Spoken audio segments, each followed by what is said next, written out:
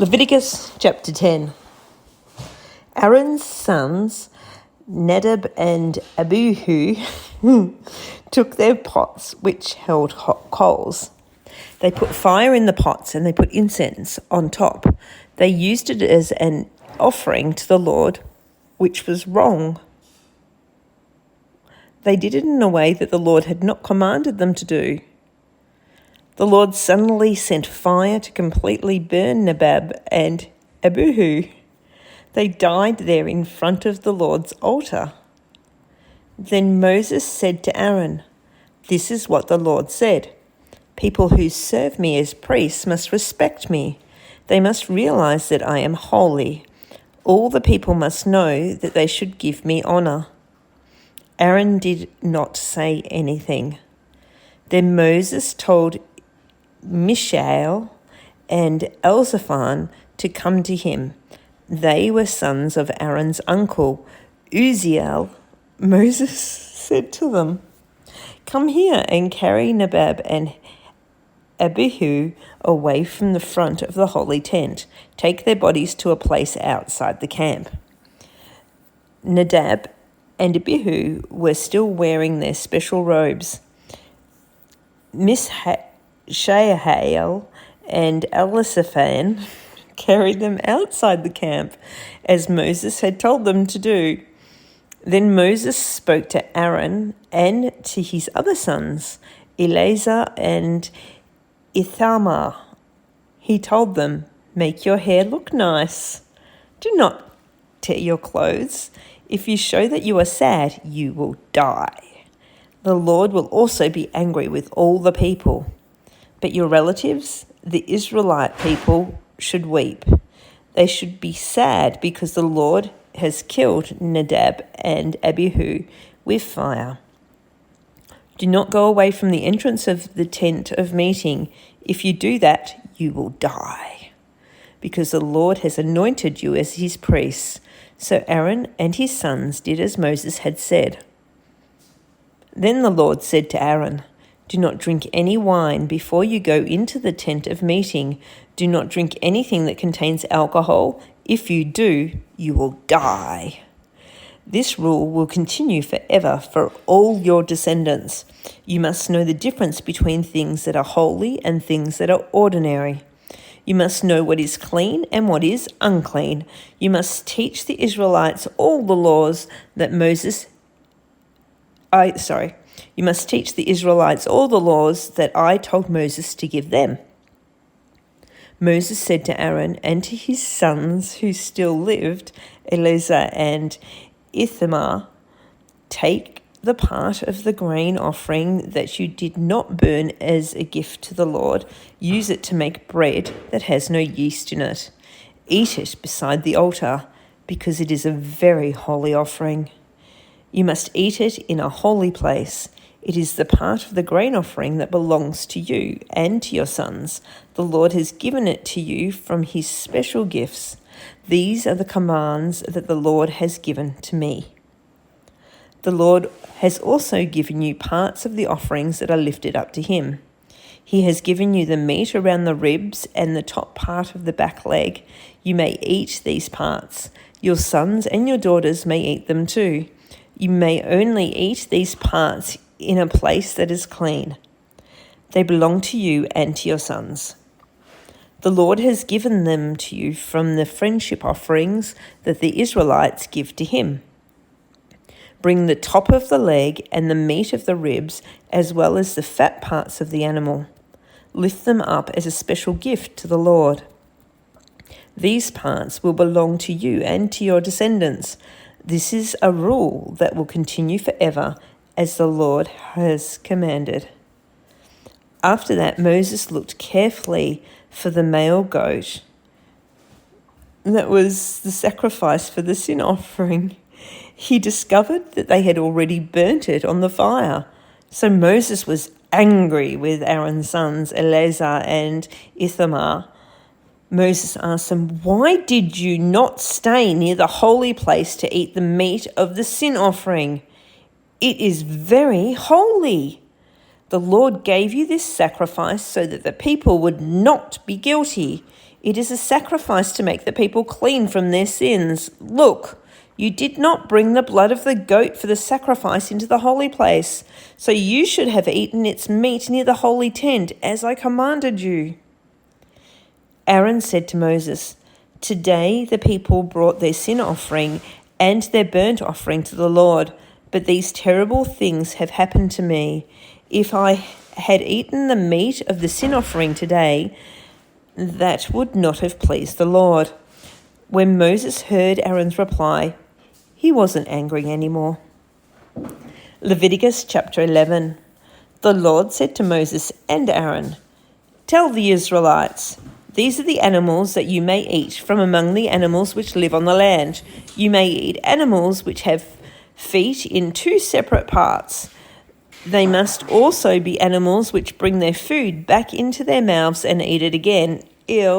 Some animals have feet in two separate parts, but they do not eat their food twice. Other animals eat their food twice, but their feet do not have two separate parts. You must not eat those animals.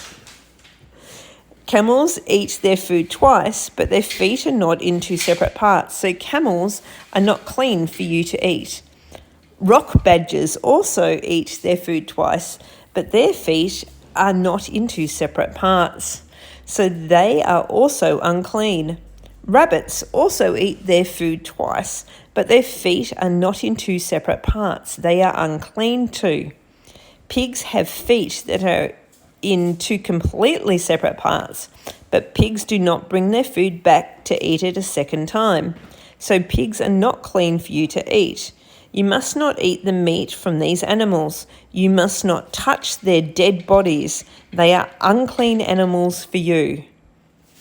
These are the rules about animals that live in rivers or in the sea. If they have both fins and scales on their bodies, you may eat them. But you must not eat anything that does not have both fins and scales. That includes fish or any other animals that live in the water. They are disgusting for you. So do not eat their meat or touch their dead bodies. Any fish or other animals that live in the water and do not have both fins and scales are unclean. Keep away from them. These are the rules about birds. These birds are disgusting, so do not eat them. Eagles, vultures, buzzards, kites, all kinds of crows, different kinds of owls, seagulls, hawks, cormorants, ospreys, herons, hoopoes, and bats. These are the rules about insects that fly in the air and also walk on the ground. They are disgusting and you must not eat them. But some of these insects have legs that they can use to jump. You may eat those kinds of insects. You may eat any kinds of locusts, crickets, and grasshoppers, but you must not eat any other insects that fly and they also walk on the ground. All these animals will make you unclean if you touch the dead body of one of them. If you do not touch one, you will be If you do touch one, you will be unclean until the evening. If you carry a body of one of these animals, you must wash your clothes, but you will still be unclean until the evening. Do not touch an animal that does not have feet in two completely separate parts. Do not touch an animal that does not bring back food into its mouth to eat it again. If you touch a dead body of any of these animals, you will become unclean. Do not touch the dead body of an animal that has paws to walk on. If you do touch one, you will be unclean until evening.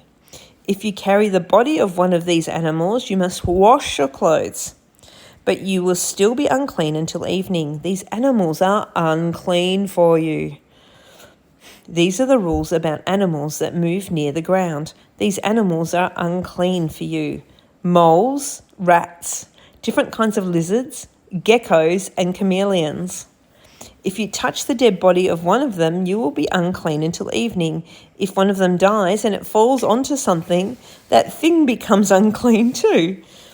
That includes things made of wood, leather, or sackcloth, whatever people use for them. You must put it into water. It will be unclean until the evening. Then it will be clean again.